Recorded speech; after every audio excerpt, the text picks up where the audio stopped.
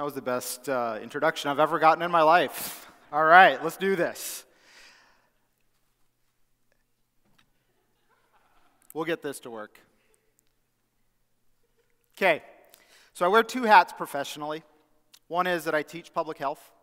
The other is that I run a consultancy for social impact called Gobi, based out of Oakland, California.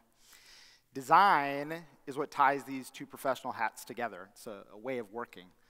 And you might have heard of some of these terms: human-centered design, user-centered design, design thinking, systems thinking. That's what we do. And I've been working in this space for about 15 years. And even after 15 years, I have a very hard time explaining what design is. My own wife doesn't know what I do. So I asked the expert, I asked my daughter, who's about to turn 3. I asked her a couple weeks ago. I said, "What is design?" True story, I didn't make this up.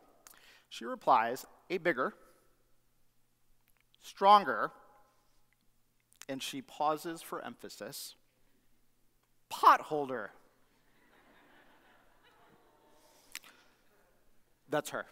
That is a potholder. I did not design that. I used to design potholders or things like potholders, and I think I might use this from now on to describe what design is.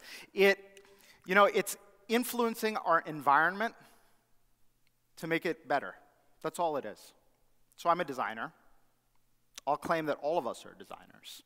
The difference is I used to work on potholders and things like that, consumer products, and now I work in this space called social impact. And so what does that mean? I want to give you 3 questions that I have been working on, not me alone, always in teams, to really tackle complex challenges, not just products, sometimes products, but also systems. So,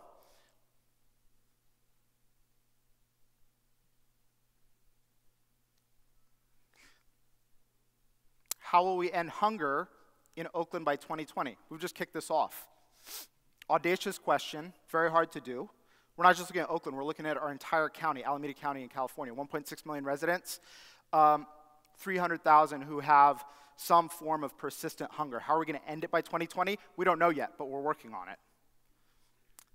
Can we expand HIV treatment coverage by 10% or more in low-income countries in the southern cone of Africa simply by instilling smarter purchasing decisions at a national level? We've been working on this for 5 years with the Clinton Health Access Initiative, and we're making some real progress on this.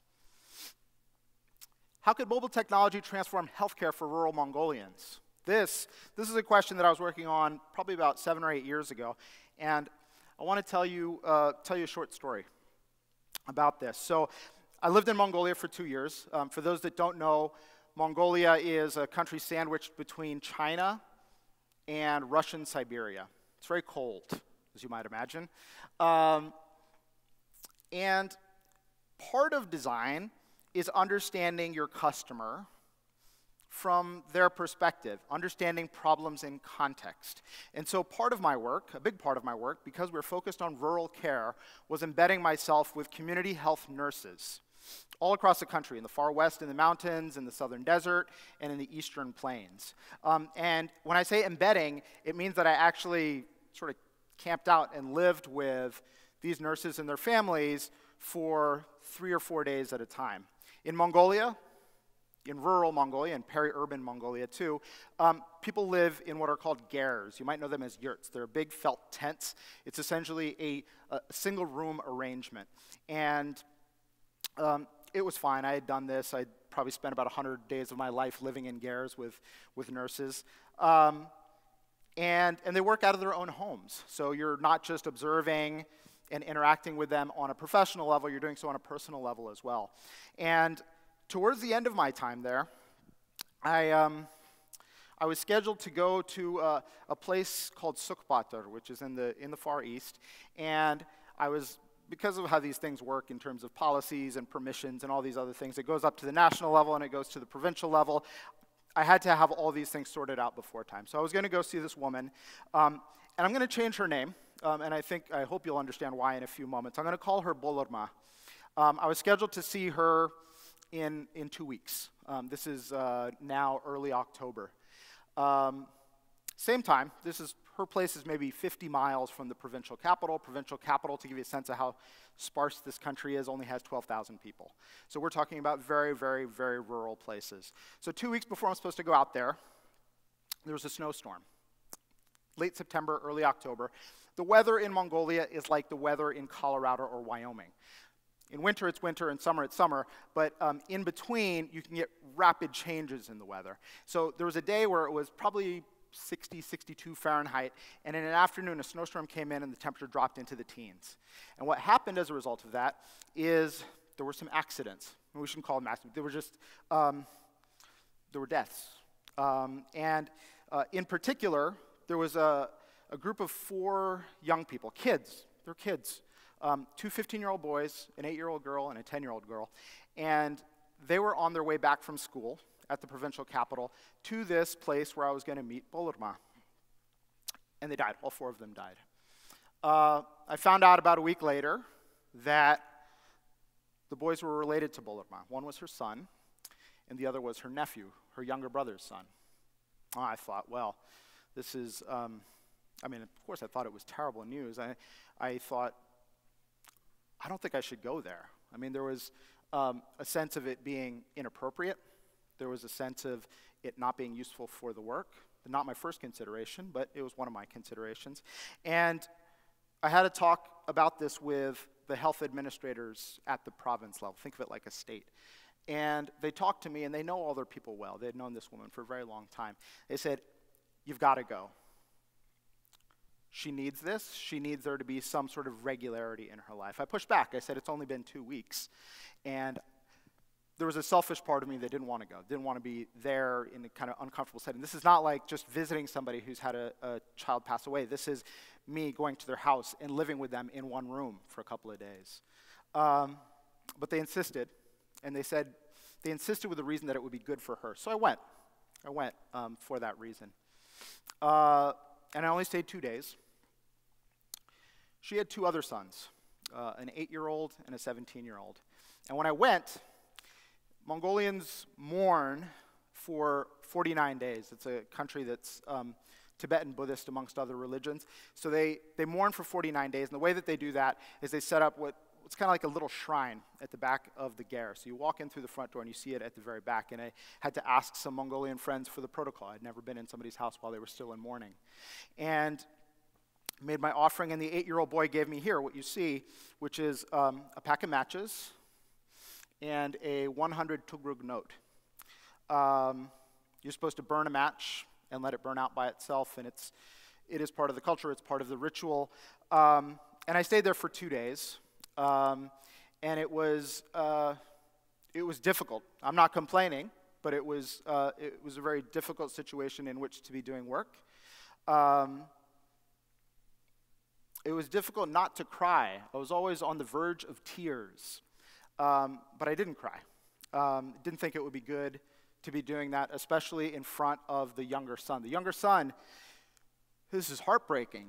For 2 days, he would be laughing and playing 1 minute, and the next minute, he'd be sitting on the bed and he'd be looking at that picture of his 15-year-old brother who had just passed away 15 days ago, trying to make sense of it. So, look, all of us wear a lot of hats. I talked about 2 of my hats. All of us have a lot of identities. I think I have identities that don't lend themselves well to crying, right? I'm a man. I grew up playing football. I'm an engineer. I'm Punjabi. So we're not supposed to cry, and I didn't cry until I went home to Ulaanbaatar, to my apartment. And I cried for a week. And it was sad, right? This is sad. This is heartbreaking to see this sort of thing. And yeah, it's about public health. It's about, are these things avoidable? But it's not about that. It's just about this being so heartbreaking to see a mother lose her son and to see this young boy lose his older brother, right? But it was a turning point for me, right? So I sort of came up as an engineer and a designer, and I said, it's all right to cry. This is what I figured out. It's all right to cry, not just in life, right? But it's all right to cry. No, it's not all right to cry. it's desirable to have such passion about your work that you can cry. Raise your hands if you know who this is. Good.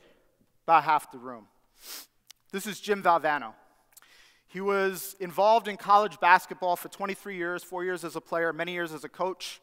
He was at Rutgers, he was at Iona, he was at Connecticut, he was at Johns Hopkins, and he was down the road here at North Carolina State. And he coached North Carolina State for 10 years. And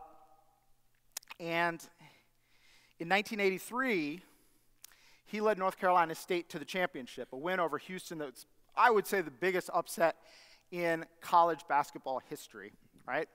So this picture is from 1983. Coincidentally, that's the year that Bolorma graduated from nursing college in a place called Dorongov in Mongolia. So I'm showing you this picture of Jimmy V, as he's known to many of you and many of us, not because of basketball, but because he was a firm believer and a leader and a motivator in thinking about how passion seeps into our daily lives and our daily work.